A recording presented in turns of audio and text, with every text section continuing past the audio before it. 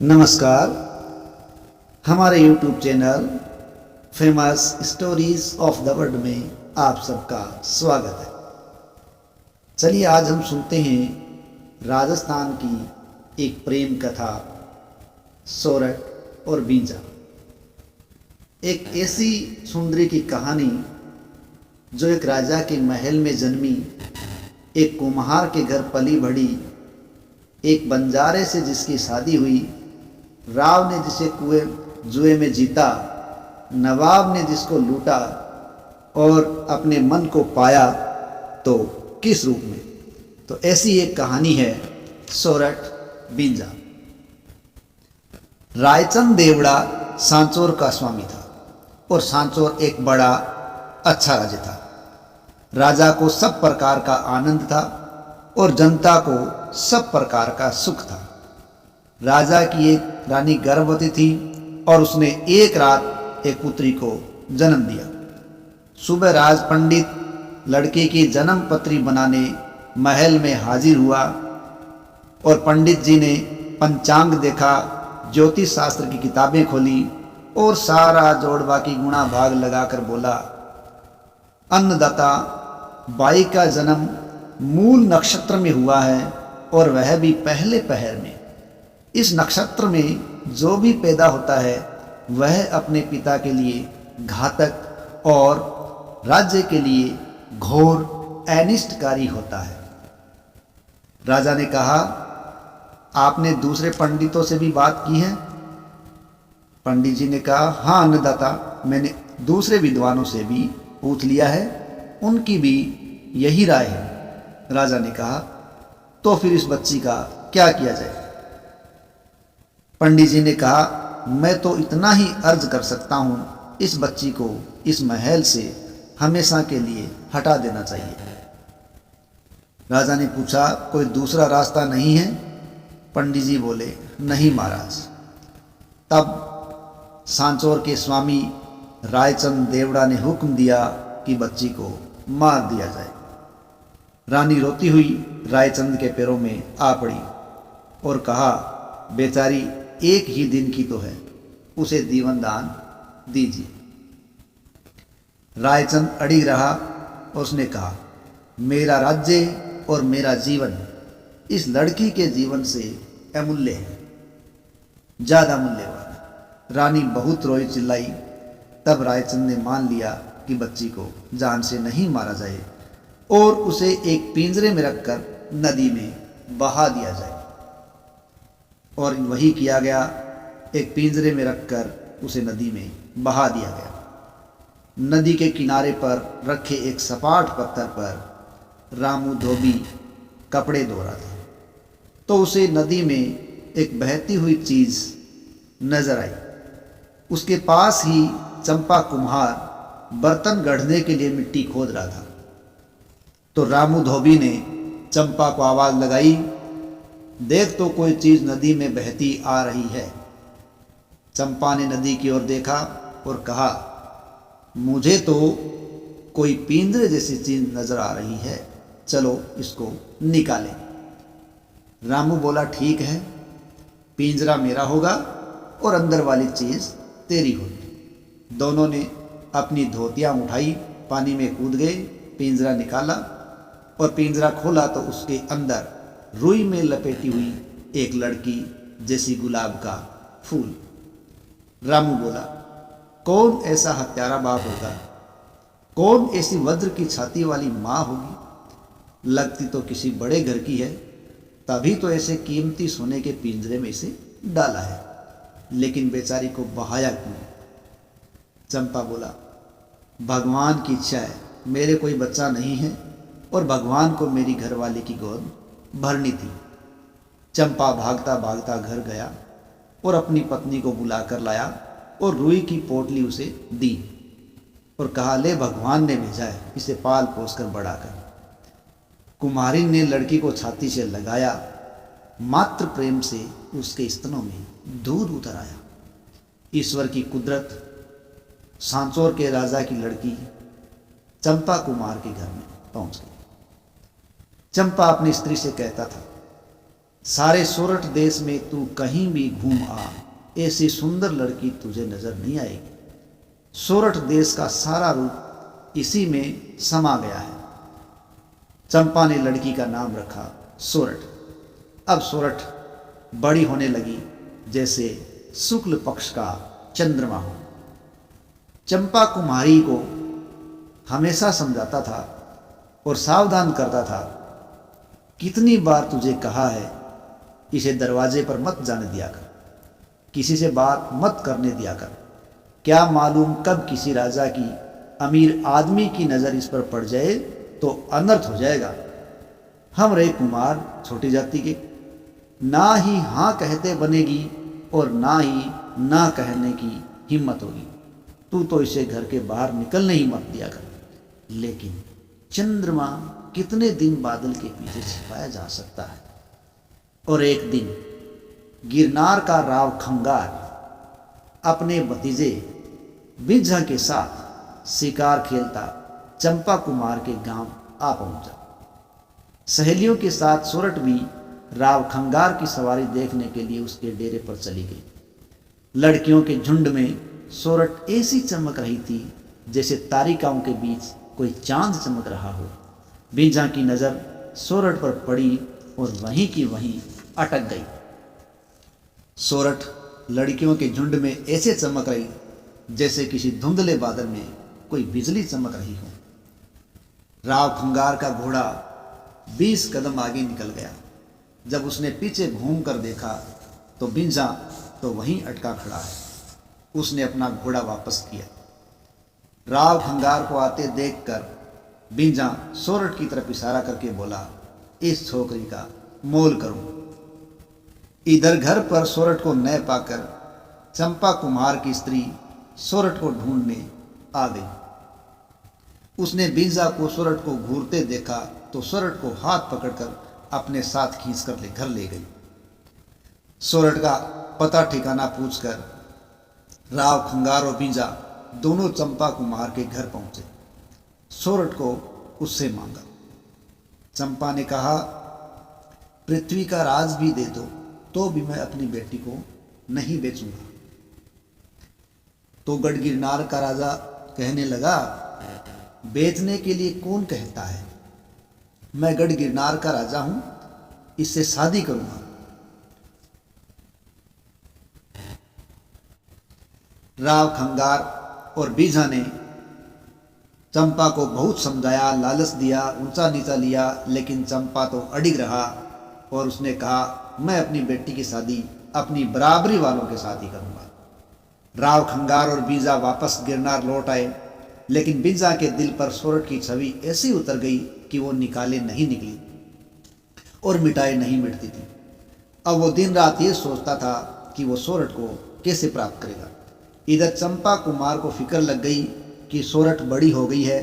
उसने गढ़ गिरनार के राजा को तो किसी तरह भेज कर पिंड छुड़ा लिया, लेकिन ऐसे अमीर और भी आते रहेंगे, कोई कमी नहीं है। कभी भी इधर आटप के किस किस से मैं सोरठ को बचाऊंगा। मैं गरीब ठहरा, जिसकी जितनी बड़ी ताकत, जितनी बड़ी पहुंच होगी वो मेरे लिए समस्या खड़ी करेगा। सोरठ की शादी जल्दी कर देनी चाहिए।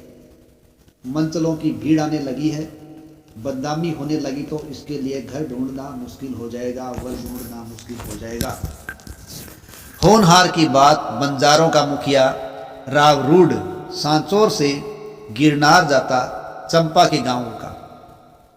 लखपति बंजारा था, खूब धन था, हजारों बैल सामान लदे थे, करोड़ों का उसका व्यापार था।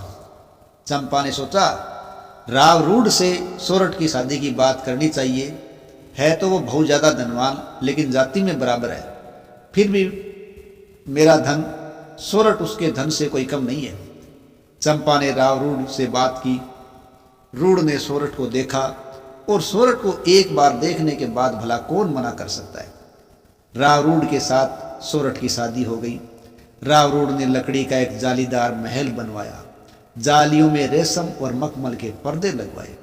महल के नीचे 4 बड़े बड़े पहिए और महल को खींचने के लिए 6 नागौरी बैल जोड़े। सोरठ को उस महल में बैठाया। रावरूड जहां भी जाए सोरठ का महल भी उसके साथ चले। इधर बींजा को सोरठ की शादी की खबर मिली।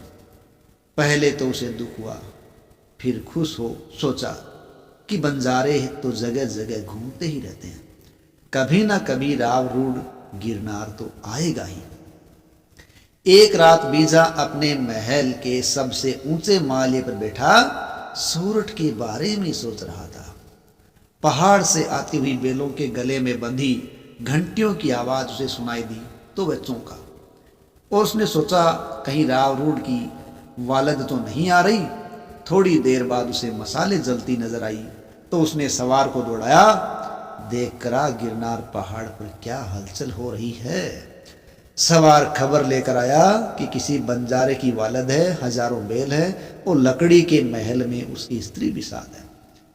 बीजा समझ गया रावरूड की वालद है। उसने जाकर राव खंगार को जगाया और कहा रावरूड आ रहा है। राव खंगार ने आधी रात नगर कोतवाल को बुला के हुक्म दिया, वालद को अच्छे स्थान पर ठहराना, डेरे तंबू का अच्छा इंतजाम कर देना, किसी चीज की उन्हें तकलीफ नहीं हो। इधर जगह साफ हो रही थी, डेरे तंबू लग रहे थे, खाने पीने का इंतजाम हो रहा था। इधर बीजा को नींद कहाँ। उसके तो दिमाग में एक ही बात थी, कब दिन निकले और कब मैं रावरूड के डेरे पहुंचूं। पोह फटी, सोरठ की नींद उड़ी, मखमल का पर्दा हटा, उसने जाली से झांका। उसी वक्त बींजा भी बंजारे के डेरे पर पहुंचा। बींजा और सोरठ की नजरें मिली, पुरानी मुलाकात याद आ गई और एक दूसरे को देखने लगे। एक दूसरे के दिल की बात एक दूसरे की आंखों ने पढ़ ली। राव खंगार ने रावरूड को महल में बुलाया, उसका आदर सत्कार किया, मान मनोहार की, उसे सामान खरीदा और 10-15 दिन तक एक दूसरे के यहाँ आना जाना रहा। अब रावरूड ने जब जाने की इजाज़त मांगी तो राव खंगार ने उसे 2-4 दिन और रुकने के लिए कहा। बीजा बंजारे के डेरे रोज ही आता जाता। बींजा और सोरठ की नज़रें मिलती, उनका दिन सफल हो जाता और वो एक दूसरे को देखकर धन्य हो जाते। बींजा ने राव खंगार से कहा, बंजारा तो अब जाने की जल्दी कर रहा है, अब सोरठ को यहीं रखना है तो रावरूड को चौपड़ खेलने बुलाओ। रावरूड चौपड़ खेलने आ गया। गलीचे पर चौपड़ बिछाई गई, चांदी के कटोरे में अफीम घोली गई और हाथी दांत के पासे फेंस के जाने लगे। बींझा चौपड़ का एक नामी खिलाड़ी था। देखते ही देखने उसे रावरूड की आधी वालद जीत ली। रूड ने देखा ऐसे में तो अपनी सारी संपत्ति बींझा जीत लेगा, लेकिन खेलने के बीच उठना भी एक शर्म की बात है। उसने सोचा इस दाव में सोरठ को लगा देता हूं, हार गया तो क्या हुआ, एक औरत ही खोऊंगा। धन रहा तो सोरठ जैसी एक नहीं 10 और औरतें मेरे कदमों में आ खड़ी रहेंगी। रावरूड ने सोरठ को दांव पर लगा दिया, पासे फेंके जाने लगे। रावरूड सोरठ को चौपड़ के दाव में हार गया। बींझा ने जीती हुई आधी वालद को राव खंगार के महलों में पहुंचा दिया और लकड़ी के महल में सोरठ बैठा अपने डेरे ले चला। राव खंगार ने लकड़ी का महल बींझा के डेरे की ओर जाते देखा तो हुक्म दिया, लकड़ी का महल और सोरठ को मेरे महल में लेकर आओ। राव खंगार गढ़ गिरनार का स्वामी, अब उसका हुक्म कौन टाल सकता है। और सिपाहियों ने आधे रास्ते में लकड़ी का महल रोका और बेलों के मुँह राव खंगार के महल की तरफ कर दिए। बींझा जहाँ था वहीं का वहीं खड़ा रह गया और सोरठ का मुंह उतर गया। इस प्रकार सोरठ राव खंगार के जनाने महल में पहुंचा दी गई। खंगार ने रूड से जीता हुआ सारा धन बींझा के डेरे पहुंचा दिया। बींझा उस धन को लेकर खंगार के पास गया, मुझे धन नहीं चाहिए, इसे आप रख लो, मुझे तो केवल सोरठ चाहिए। लेकिन राजा ने कहा, सोरठ तो मेरे जनाने में पहुंच चुकी है, उसे और किसी को देना मेरे स्वाभिमान के खिलाफ है। बींझा मन मारकर बैठ गया, सिर धुने सोरठ के विरह में तड़पे। लेकिन हो क्या सकता है। अब राव खंगार सोरठ को सिर आंखों पर बिठाए रखता। सोरठ की हर इच्छा उसके लिए आज्ञा से कम नहीं, मुंह से निकलते ही उसके हुक्म की तामील हो जाती। सोरठ राज करे, उसके लिए किसी चीज की कमी नहीं। 50 दास दासियों से खम्मा खम्मा करे, लेकिन वह बींजा की छवि अपने दिल से नहीं निकाल सकी और बींजा की याद वो नहीं भुला सकी। इसी तरह 6 महीने निकल गए। राव खंगार ने राजकाज का सारा कामकाज छोड़ दिया। राज्य व्यवस्था बिगड़ने लगी। आखिर उसकी खुमारी टूटी तो उसने सोरठ से कहा, सोरठ, तुझे छोड़कर जाने को मन तो नहीं करता, लेकिन मजबूर हूं। राज्य का काम तो संभालना ही पड़ेगा। मेरे आने तक तेरा दिल कैसे बहलेगा। सोरठ ने कहा, उद्दा ढोली को हुक्म देते जाओ, दिन रात मेरे महल के नीचे बैठा रहे और मुझे गाना सुनाए। इस प्रकार राव खंगार देश भ्रमण के लिए रवाना हो गए। एक दिन सोरठ अपने महल में बैठी सिर गुंथवा रही थी। नीचे उदा ढोली मांड राग में विरह का राग ओल्यूं गा रहा था। सोरठ ने झरोखे से देखा, उसके चौक में बींझा नजर आया। इतने में उदा ढोली ने गाया, जिस सांचे में सोरठ जैसी स्त्री और राव खंगार जैसा आदमी गढ़ा, वह सांचा ही गल गया और उस सांचे को बनाने वाला लुहार ही मर गया। दोहा सुनते ही सोरठ के आग लग गई। कहाँ तो जवानी से भरपूर सुधड़ बीजा और कहाँ आधा बूढ़ा राव खंगार। मेरी जोड़ी का तो बीजा है, राव खंगार नहीं है। सोरठ ने बीजा को बुलावा भेजा। बीजा हिचकिचाया। सोरठ ने फिर बुलावा भेजा। बीजा सोरठ के महलों में आया तो उसने कहा, बीजा, तेरे विरह की वेदना मेरे से सही नहीं जा रही है, तू रोज मेरे महल में आया कर।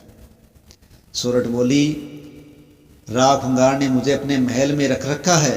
वह मेरे शरीर का मालिक हो सकता है, लेकिन मेरे दिल का मालिक नहीं। शरीर का मालिक मन का मालिक नहीं होता, मन का मालिक सबका स्वामी होता है। बीजा को लगा आकाश से अमृत की वर्षा हो रही है। धन्य हो। बीजा ने सोरठ का हाथ अपने हाथ में ले लिया। सोरठ ने कहा, हाथ तो पकड़ रहे हो, उम्र भर प्रीत निभा पाओगे। बीजा ने सूरज को साक्षी बना उसे अपना वचन दिया। सोरठ और बीजा तो एक दूसरे से ऐसे मिल गए जैसे फूल और सुगंध। बीजा ने सोरठ से कहा, सोरठ, तुझ में अनेक गुण हैं, लेकिन एक बड़ा भारी अवगुण भी है। जिस पुरुष के मन में तू बस जाती है, उसके शरीर पर रक्त और मांस नहीं चढ़ता, वह तेरे विरह में सूखता ही जाता है। सोरठ ने नाक चढ़ा ली तो बीजा ने फिर कहा, सोरठ, तू अनेक गुणों से भरी हुई है, एक भी तुझमें अवगुण नहीं है। जैसे ईख में मिठास ही मिठास होता है, कहीं से भी कड़वा नहीं होता, उसी तरह तेरे में मिठास ही मिठास है। सोरठ ने बीजा के गले में अपनी बाहें डाल दी। बीजा ने कहा, सोरठ, मिश्री जैसी मीठी है, मुंह में रखते ही जिसकी मिठास घुल जाती है, जब वह आकर हृदय से लग जाती है तो हिमालय जैसी शीतलता मन में फैल जाती है। सोरठ ने अपना सिर बीजा के चौड़े सीने पर रख दिया। एक दिन सोरठ ने बीजा से पूछा, प्रेम को यदि तोला जाए तो उसका वजन क्या होगा। बीजा ने उत्तर दिया, जुड़े हुए प्रेम को यदि तोला जाए तो उसका वजन क्या होगा। बीजा ने कहा, जुड़े हुए प्रेम का कोई हिसाब नहीं, अगर प्रेम टूट गया तो उसका वजन रत्ती भर भी नहीं होता। सोरठ और बीजा के प्रेम की दबी जबान में चर्चाएं होने लगी, लोग बातें करने लगे। सोरठ को खबर पड़ गई, वह चमकी और डरी। उसने बीजा से कहा कि ये मुश्किलें आ रही हैं, लोगों के बीच हमारी बातें हो रही है। बीजा ने कहा, डर गई? और प्रेम भी कभी छिपाए छिपता है? फूलों की सुगंध भी कहीं बंद किए बंद रहती है। आगे जो होगा देखा जाएगा। सोरठ, तू तो स्वर्ण की भांति सुंदर है, तुझे कसौटी पर कस के भी देख लिया, लेकिन समय आने पर कहीं तू पीतल तो नहीं हो जाएगी, कहीं तू बदल तो नहीं जाएगी। अंधेरी रात में तारे टिमटिमा रहे थे। महल में चांदी की जंजीरों से लटकते हुए झूले पर सोरठ और बींझा सो रहे थे। कोने में इत्र से भरा हुआ दीपक धीरे धीरे जल रहा था। सेज पर बिछी हुई गुलाब की पंखड़ियों की मीठी मीठी खुशबू से महल धीरे धीरे महक रहा था। मोगरे की मालाएं, गजरे, चौसर इधर उधर जमीन पर टूटे पड़े थे। राव खंगार खट खट करते हुए और बिना इतला दिए महल की सीढ़ियां चढ़ने लगा। उसे देखते ही पहरेदारों ने सोरठ के महल के ताले खोल दिए। राव खंगार सीधा सोरठ के महल में पहुंचा। देखा तो झूले पर सोरठ और बींजा सो रहे थे। गुस्से के मारे उसका सारा शरीर धूसने लगा, होठ कांपने लगे। उसका हाथ सीधा कमर में लगी कटार पर पड़ा। कटार निकाल दोनों की छाती में मारने ही वाला था कि उसके मन में विचार आया, इन्हें मारने से क्या होगा? बींझा मेरा भांजा है, सोरठ मेरी नारी है। इन्हें मारने से जो हो चुका है वो तो मिटने वाला नहीं है, केवल मेरी और अधिक बदनामी ही हो जाएगी। और ये सोचकर राव खंगार ने अपना हाथ खींच लिया। गुस्से में भरे राव खंगार ने अपनी कटार पलंग की चौखट पर दे मारी और उल्टे पैर वापस लौट गया। सुबह जब बींजा ने उठकर राव खंगार की कटारी सेज में लगी हुई देखी और उसकी मूठ ही दिखाई पड़ रही थी तो वो सारा मामला समझ गया। उसने सोरठ को जगाया, गले लगाया और उसके महल से बाहर चला गया। राव खंगार ने सोरठ के महल का पहरा और पक्का कर दिया। पुराने पहरेदारों को हटाकर नए पहरेदार बिठा दिए। सोरठ के महल में उसने आना भी छोड़ दिया। सोरठ के हृदय में होली जल रही थी, वीर की ज्वाला में तड़प रही थी।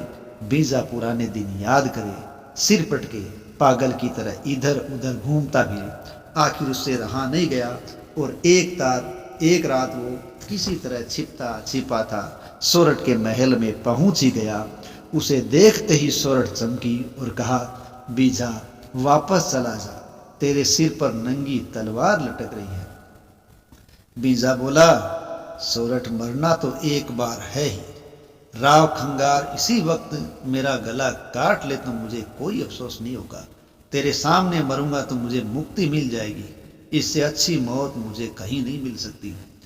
राव खंगार को बींजा और सोरठ के मिलने की खबर तो लगनी ही थी। उसने सोरठ को डराया, धमकाया और साफ कह दिया, मेरे तो 7 जन्म का सोरठ ने साफ साफ कह दिया कि मेरे तो 7 जन्म का पति बींजा ही है। मुझे चाहे मारो या जिंदा रखो, आप मालिक हो, आपकी मर्जी। राव खंगार अब क्या करता? उसने काली पोशाक पहनाकर बींजा को देश निकाला दे दिया और सिपाहियों को हुक्म दिया कि उसे गिरनार की सीमा से बाहर निकाल दो। इस प्रकार सोरठ अपने महल के झरोखे में खड़ी बींजा को जाते देखती रही। अब सोरठ ने खाना पीना छोड़ दिया, सिर में तेल लगाए महीनों बीत गए। नाइन उपटन करने के लिए आए तो उसे उल्टे पांव लौटा दे। माली हार गजरे लाए तो उन्हें कमरे के कोने में फिकवा दे। गंदी इत्र की शीशियां भिजवाए तो उन्हें फुड़वा दे। तंबोलन पान लेकर आए तो उन्हें बंटवा दे। उसके मुंह पर सावन की घटा जैसी उदासी छा गई, आंखों से सावन भादो जैसी आंसुओं की झड़ी लगी। आखिर उससे रहा नहीं गया। उदा ढोली को बुला बींजा को संदेश भेजा। उदा ने जाकर बींजा के सामने दोहा गाया, सोरठ नागण हो रही ज्यों छेड़े ज्यों खाए, आजा बींजा गारोड़ी तेजा कंठ लगाए। तेरे प्रेम में उन्मत्त सोरठ नागिन हो रही है, जो छेड़ता है उसे डस रही है। बीजा रूपी गरुड़ अपनी नागिन को कंठ से लगाकर ले जा। और ये दुआ सुनते ही बीजा पागल हो गया। उसे भली बुरी ठीक गलत कुछ नहीं सूझा और सीधा वो सिंध के नवाब के पास पहुंच गया। सिंध के नवाब ने गढ़ गिरनार को जाकर घेर लिया। घमासान युद्ध हुआ। नवाब की ओर से बीजा बहुत बहादुरी से लड़ा और राव खंगार की हार हो गई। बीजा सोरठ को लड़ने उसके महल में पहुंचा, लेकिन नवाब ने पहले ही सोरठ को अपने कब्जे में कर लिया और बीजा को उसने देने से मना कर दिया। बीजा निराश होकर पागल हो गया और सोरठ के महल की दीवारों से सिर फोड़ फोड़ कर उसने अपनी जान दे दी। नवाब ने सोरठ को बहुत लालच दिया, डराया, धमकाया, लेकिन बींजा के प्रेम पर उसे अटल देखकर नवाब ने भी उसके सामने घुटने टेक दिए और नवाब ने सोरठ से पूछा, बोल तू कहाँ जाना चाहती है?